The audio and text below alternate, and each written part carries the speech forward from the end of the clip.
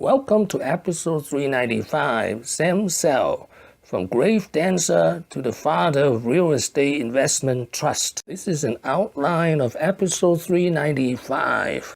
There are two reasons why we study Zell. First, he's one of the most successful real estate self-made billionaires in the United States. Second, he also succeeded in many industries besides real estate.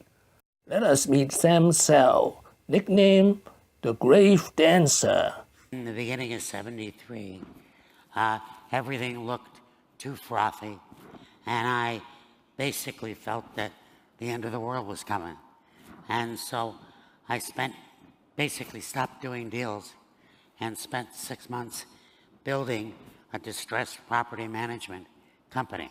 And then from the middle of '73 till the middle of '77, I basically bought up $3 billion worth of real estate all over the country. And how you were in your 30s? Yeah, and basically bought it at $1 down in a home certificate.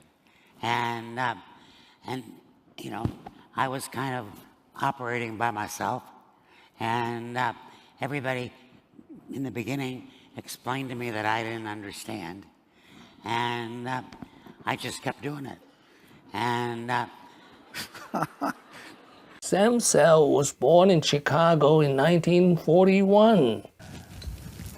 I'm an immigrant's kid, and my parents came to the United States about 90 days before I was born. And they had an extensive Jewish background. And so I started going to Hebrew school when I was 5, and I graduated when I was 11. And then my parents moved to the suburbs. And at age 13, he began his entrepreneurial activity by buying and selling Playboy magazines. Supply and demand. And I looked at this situation and I said, gee, there is no supply, and I think there's unlimited demand. Proceeded to buy Playboy in the city and resell it to my friends, and then I kind of figured out I was an entrepreneur. He graduated with undergraduate and law degree from the University of Michigan in the 1960s. A friend of mine at the university who lived in a house, and I went to see him one night, and he said that the guy who owned the house had been there the night before, and he had bought the house next door and was going to build a 15-unit apartment building. And my immediate reaction was, well, why don't we go pitch them? We're students. These are for student apartments. We ought to know what they want, and we'll manage it, and we'll each get a free apartment. And we rented it, we helped design it, we bought the furniture, and it worked. And so then they gave us another building, and then somebody else gave us a building, and then we started buying buildings. And so by the time I graduated from law school, I think we managed a couple thousand apartments, and we owned about 20 buildings, and had a good time. After law school, Sam sold everything in Michigan to his partner Robert Louis and moved back to Chicago. In 1969, Zell founded Equity Group Investments. He was 28. His business expanded into agriculture, retail, and since 1997, he even expanded into emerging markets. Early on, we started in 1997, and the first country we invested in was Mexico. And the motivation for investing in Mexico was that they had gone through the tequila crisis in '94.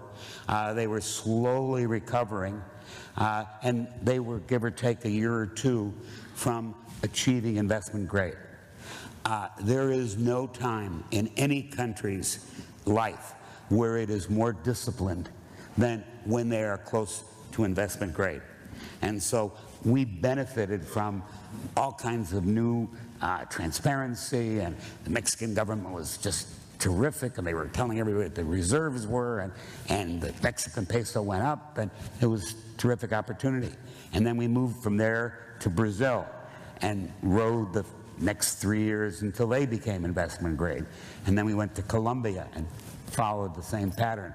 So, you know, the macro scenario in any one of these countries is really critical to whether it's a place you want to put your money. And obviously, you got to focus on the fact that ultimately every investment has to have an exit. Yeah. And so when you start investing in, quote, emerging markets, it's really important to focus on how you're going to get out.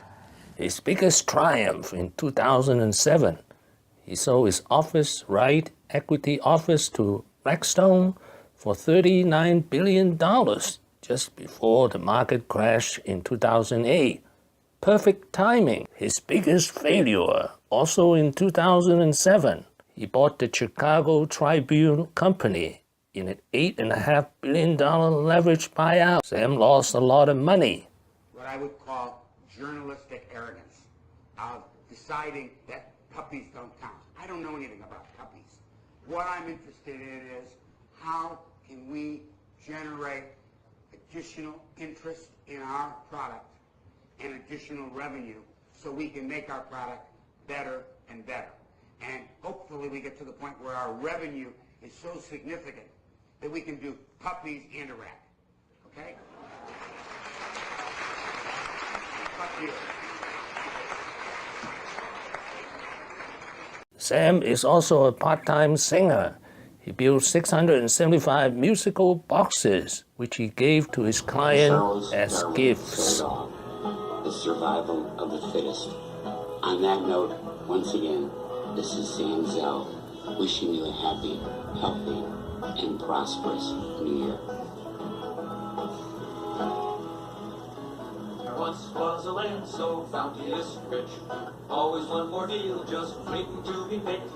Every man Jack was living like a king, at the top of the food chain, rolling in bling.